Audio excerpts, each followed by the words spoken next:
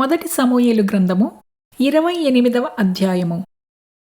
ఆ దినములలో ఫిలిష్తీయులు ఇశ్రాయేలీయులతో యుద్ధము చేయవలనని సైన్యములను సమకూర్చి యుద్ధమునకు సిద్ధపడగా ఆకీషు దావీదును పిలిచి, నేను దండెత్తగా నీవును నీ జనులును నాతో కూడా యుద్ధమునకు బయలుదేరి రావలెనని పరిష్కారముగా తెలిసికొనుమనగా, దావీదు, నీ దాసుడనైన నేను చేయబోవు కార్యము ఏదో అది నీవు ఇప్పుడు తెలుసుకొందువనెను.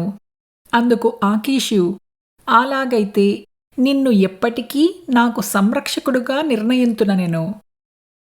సమూయేలు మృతి పొందగా ఇశ్రాయేలు అతని గురించి విలాపము చేసి రామా అను అతని పట్టణములో అతని పాతిపెట్టియుండిరి. మరియు సౌలు కర్ణపిశాచము గల వారిని చిల్లంగి వారిని దేశములో నుండి వెళ్ళగొట్టియుండెను. ఫిలిష్తీయులు దండెత్తి వచ్చి షూనేములో దిగగా సౌలు ఇశ్రాయేలీయులనందరినీ సమకూర్చెను. వారు గిల్బోవాలో దిగిరి.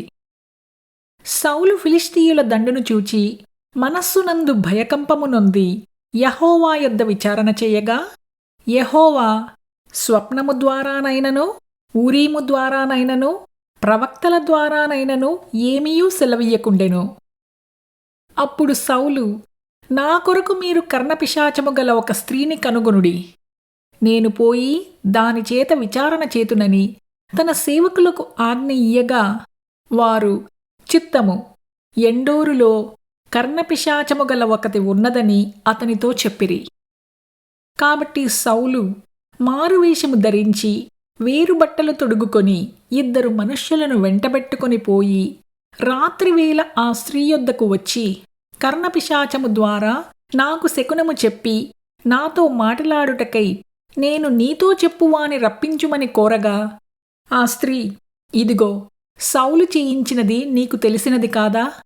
కర్ణపిశాచము గలవారిని చిల్లంగివారిని అతడు దేశములో ఉండకుండా నిర్మూలము చేసెను కదా. నీవు నా ప్రాణము కొరకు ఉరియొగ్గి నాకు మరణమేల రప్పింతువు అని అతనితో అనెను.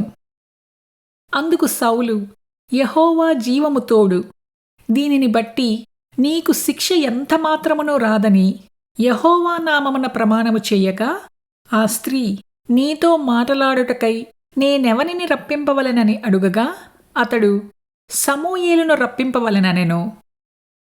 ఆ స్త్రీ సమూయేలును చూచినప్పుడు బిగ్గరగా కేకవేసి, నీవు సౌలువే, నీవు నన్నెందుకు మోసపుచ్చితివని సౌలుతో చెప్పగా, రాజు, నీవు భయపడవద్దు, నీకు ఏమి కనపడినదని ఆమెనడుగగా, ఆమె, దేవతలలో ఒకడు భూమిలో నుండి పైకి వచ్చుట నేను చూచుచున్నాననెను.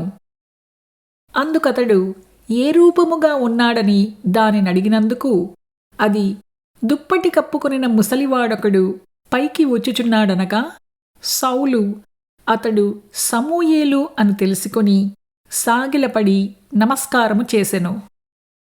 సమూయేలు, నన్ను పైకి రమ్మని నీవెందుకు తొందరపెట్టితివని సౌలు నడుగగా, సౌలు, నేను బహుశ్రమలోనున్నాను. ఫిలిష్తీయులు నా మీదికి యుద్ధమునకు రాగా దేవుడు నన్ను ఎడబాసి ప్రవక్తల ద్వారానైనను స్వప్నముల ద్వారానైనను నాకేమీయూ సెలవీయక ఉన్నాడు. కాబట్టి నేను చేయవలసిన దానిని నాతో తెలియజెప్పుటకై నిన్ను పిలిపించితిననెను. అందుకు సమూయేలు, యెహోవా నిన్ను ఎడబాసి నీకు పగవాడు కాగా నన్ను అడుగుట వలన ప్రయోజనమేమి? యెహోవా తన మాట తన పక్షముగానే నెరవేర్చుచున్నాడు. నా ద్వారా ఆయన సెలవిచ్చియున్నట్టు నీ చేతి నుండి రాజ్యమును తీసివేసి నీ పొరుగువాడైన దావీదునకు దాని ఇచ్చియున్నాడు. యెహోవా ఆజ్ఞకు నీవు లోబడక అమాలేకీయుల విషయములో ఆయన తీక్షణమైన కోపము నెరవేర్చకపోయిన దానిని బట్టి యెహోవా నీకు ఈవేళ ఈ ప్రకారముగా చేయుచున్నాడు. యెహోవా నిన్నును ఇశ్రాయేలీయులను ఫిలిష్తీయుల చేతికి అప్పగించును. యెహోవా ఇశ్రాయేలీయుల దండును ఫిలిష్తీయుల చేతికి అప్పగించును. రేపు నీవును నీ కుమారులను నాతో కూడా ఉందురు అని సౌలుతో చెప్పగా, సమూయేలు మాటలకు సౌలు బహుభయమొంది వెంటనే నేలను సాష్టాంగపడి దివారాత్రము భోజనమేమియూ చేయకయుండినందున బలహీనుడాయెను.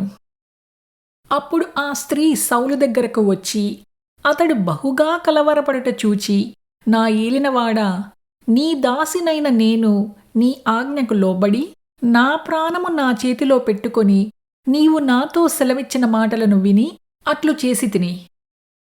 ఇప్పుడు నీ దాసినైన నేను చెప్పు మాటలను ఆలకించుము.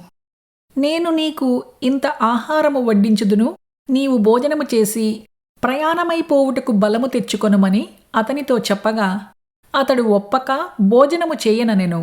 అయితే అతని సేవకులు ఆ స్త్రీతో ఏకమై అతని బలవంతము చేయగా అతడు వారు చెప్పిన మాట ఆలకించి నేల నుండి లేచి మంచము మీద కూర్చుండెను. తన ఇంటిలో క్రొవ్విన పెయ్య ఒకటి ఉండగా ఆ స్త్రీ దాని తీసుకుని త్వరగా వధించి పిండి తెచ్చి పిసికి పులుసులేని రొట్టెలు కాల్చి తీసుకుని వచ్చి సౌలునకును అతని సేవకులకును వడ్డించగా వారు భోజనము చేసి లేచి ఆ రాత్రి వెళ్ళిపోయిరి.